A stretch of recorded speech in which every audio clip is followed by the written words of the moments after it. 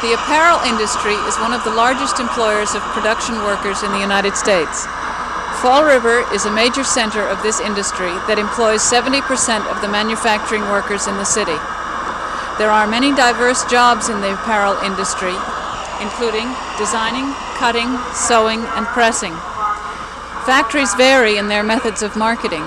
Some companies contract to manufacture specific garments, while others have their own designers. In some companies, designing is done in New York and the pattern marker comes to the factory with the order. In other companies, the designing of the pattern is done here in Fall River from a sketch provided by a stylist.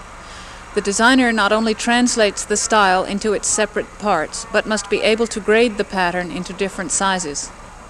The sample maker makes a prototype of each new design. This prototype is used to check the design of the pattern and is also used on the production line by the marker maker and by the various supervisors and stitchers or operators when learning to assemble a new style. The job of marker maker involves laying out the pattern pieces so as to use as little material as possible. This also involves working with several different sizes of the same garment at one time. A marker maker, a person has to have a basic knowledge of the component parts of a garment, has to have a feeling of putting these parts together to minimize consumption of piece goods. It is a talent, and yet it isn't that difficult. It's, again, how much a person wants to apply himself. In our stage of the game, we don't regard it as a highly skilled job. It is just a job which requires more attention than someone who's just transferring bundles or someone who's cutting, because a cutter, by comparison, has a skill, but his is more routine.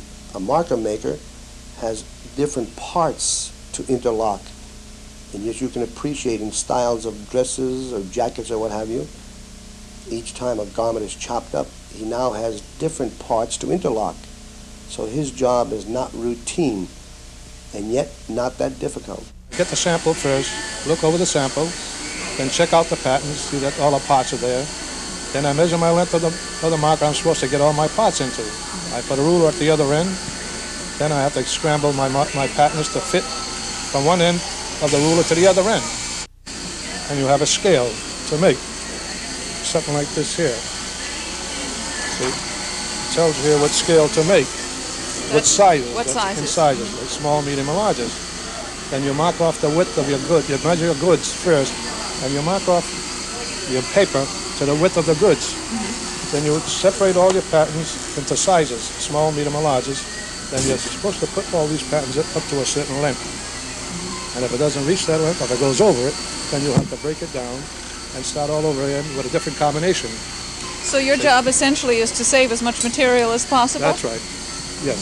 Because the more you save, the more income for the company, and it pays for my salary. Mm-hmm. And if it doesn't pay for my salary, it doesn't need me.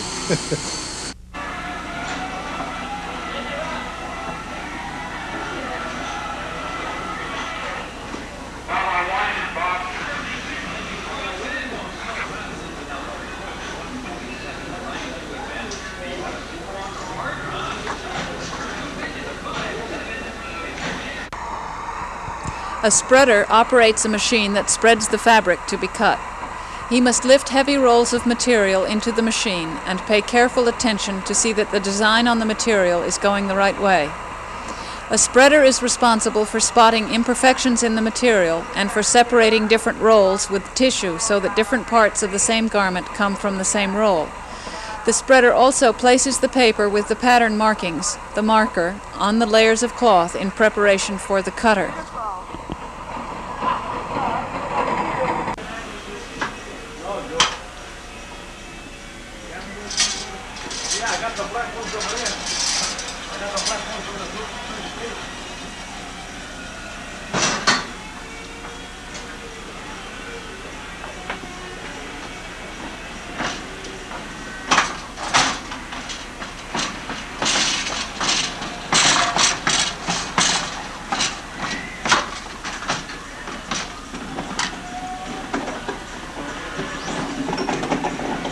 How did you find the job in the first place? Well, I was sick of school, so I figured on trying here. Fell on an application. I got here, they hired me. So I first started working out on the floor, then I didn't like it. I says I wanted to come to become a spreader, so they put me back here. So it wasn't difficult to get the job in the first place? No, because at the time they needed somebody. They were shorthanded, so they figured they could use me back here. So I liked it. I guess I did all right, so they kept me back here. So I'm all right. Is there much training involved? Yeah, there's a little bit of it. Like you got different types of goods, like the nylon and the Dacron, and kind of like this one you see here now. There is like that one there. That's a nylon. That's a very tough thing to spread because the selvage is so damn tight. It just buckles up all over. As you can see, the layers, all different things. And you got to be careful with the damages, the amounts, and the allowances on it, and make sure you got enough width for the lace. That'll be it, I guess. Are you the person who's responsible for spotting an imperfection in the fabric? Yes, yes. So that if you don't spot it, it's on your head? It's on my head, correct. Yeah. It's like they examine, the rolls are supposed to be examined, but most of the times, you know, they'd let one or two go by, and that's a mean one sometimes. So you really have to pay attention to the fabric while you're spreading it? Oh, very much, yes, I do. Sometimes they only allow you like maybe out of, let's say, 200 dozen on a cut, they allow you maybe a dozen, maybe 6 jackets on the whole deal of damages. In other words, I can't let no more than I go. So if I don't be careful, I'm up the creek, in other words. Do you expect to be a spreader for a number of years, or do you expect to do something else? I expect to do something else. Like what? Be a cutter or someday be in charge of something in here. In charge of. Would you like to be a marker maker? Oh yeah, definitely. That's quite a bit of a thing to do. You have to have a lot of experience. It'll take a long time before you can be somebody like that.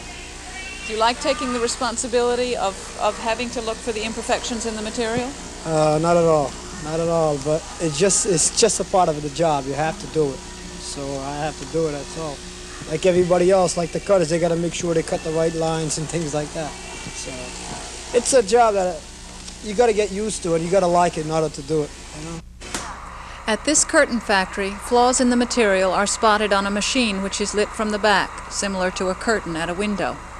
It takes a practiced eye to be able to catch small misweaves in the material that would make the finished curtain imperfect. Just a little. Why don't you gonna do this? Could you show us what the imperfection in the fabric is before you turn the machine on again? Yes, you see these lines here? That's what we call a misweave in the cloth. Mm-hmm. So we usually put a red tag, so when it rolls, they'll know ahead of time that there's a damage coming through. That's pretty hard to spot. Well, that's the way it gets. How long have you been doing this? Oh, about 4 years. Mm-hmm. Did you do something else in this factory before that? No. I worked in a bathrobe place. How long does it take to get really good at spotting imperfections like this? That I couldn't answer myself. Oh, well, how long did it take you? Well, a good month.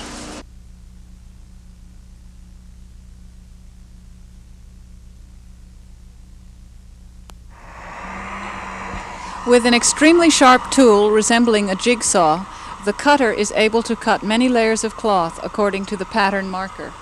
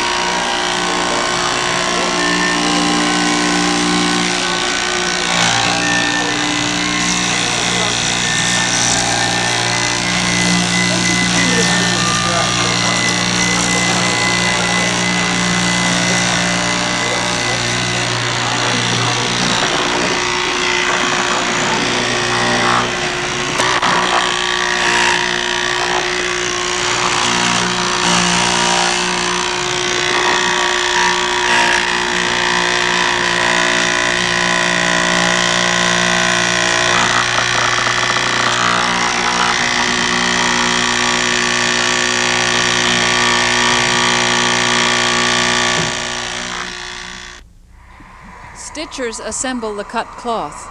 Each stitcher performs one specific operation, such as sewing a cuff to a sleeve or attaching a zipper. Stitchers are paid on a piecework basis, which is according to the amount of work they produce, and are not necessarily confined to their one task. There are more stitchers in a garment factory than any other kind of worker. How did you get the job? I filled out an application for my job heading, and then after that there was not much work there, so I asked for another job, and I come here doing this. I was nervous at first. I thought I couldn't do it. I was scared. I didn't want to stay here, but after a while I got the hang of it, so I like the job a lot now. How long have you been working here? Hun? How long have you been working here? About 3 months? About 3 months. So not a terribly long time anyway. You like it? Yes. Do you feel rushed with the piecework? Oh no, not really. Just go along. How did you get the job? Through her. Okay. Yeah. So she's a friend of yours and knew there was an opening. She used to work with us in our rubber shop. Our rubber shop closed down. Oh, I see. So this is not your first job then? Oh no. How long have you been a stitcher, all told? About 25 years. So you're pretty experienced. Do you do the whole garment here? Are you making samples, or do you do just one process? Samples. Just front waist making. Waist making? Does that entail the entire top of the garment? Usually, yes. Is that what you Like evolve? this is a vest now, so we're making a whole vest. Well, so you do one whole process of a part of the garment. Yeah. But if like if there's a collar around the dress or something, we don't make that. We set it. We don't make it. We don't set the sleeves. The rest like down shoulders. We don't set the collar. We set the waist. Are you very quality conscious when you go to buy a garment in the store? I guess. Do you ever see the garments that you have worked on advertised in a magazine or in a store window or something? I would say so. Right there, we see the like what we worked on. They have magazines. Yes, they're brand names. Does it make you feel good when you see it advertised? Do you think that there's a good working relationship here with the workers and the management? Everybody's content? I am.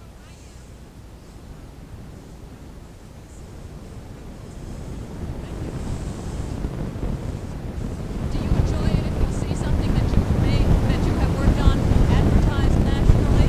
Oh, I love to see on, we sell on Howard Mall, London Mall, and I love when I see my number in there. Because everybody has a number.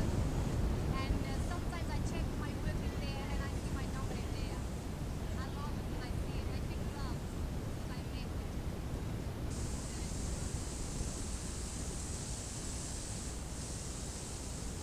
Could you explain what you're doing?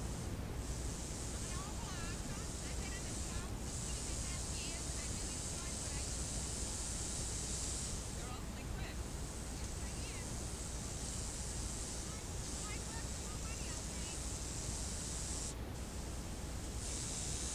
Are you paid on piecework? Yes. How did you find the job? You just heard there was an opening, or you just...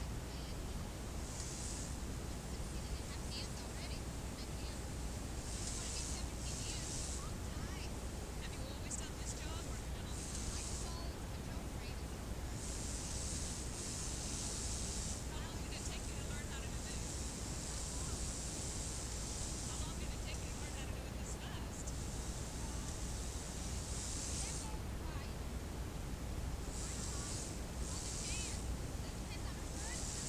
feel constantly a certain amount of pressure because of it being piecework that you have to hurry all the time?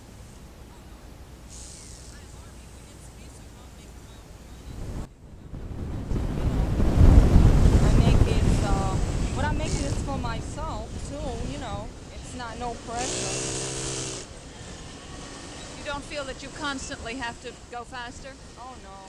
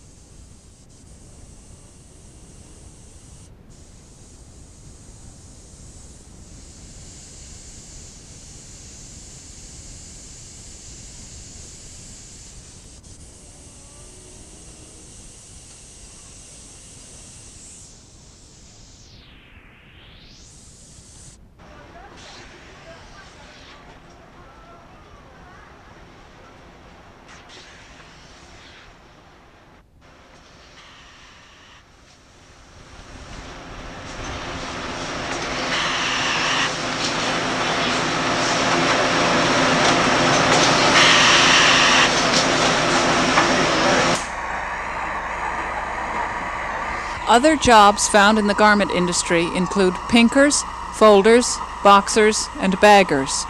Some employees are skilled in many operations and can be assigned to substitute or fill in where needed.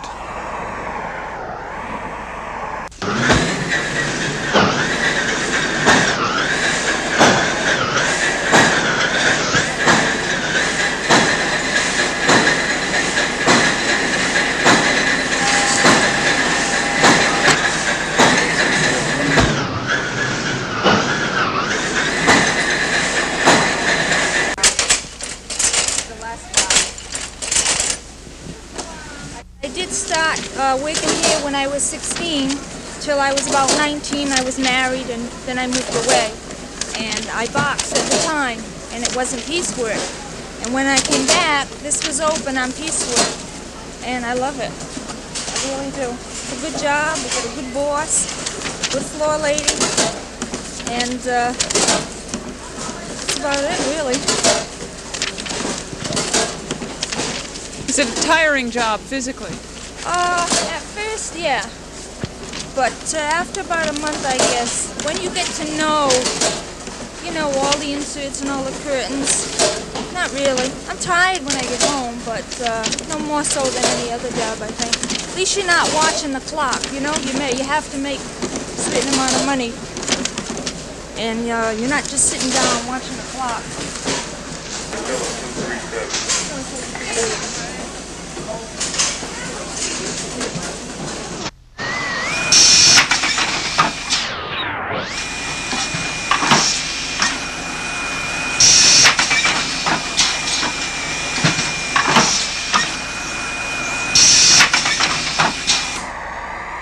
The finished product, placed in boxes or plastic bags either by hand or machine, is then shipped to retail stores throughout the country.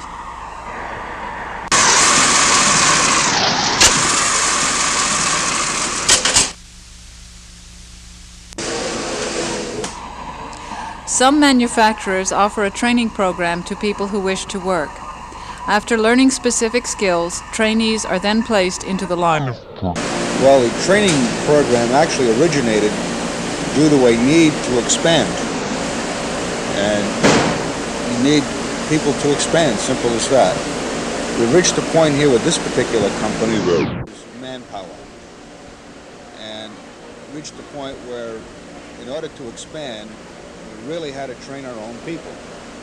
Now, the training program is designed to meet our requirements on a measured basis. In other words, we look ahead.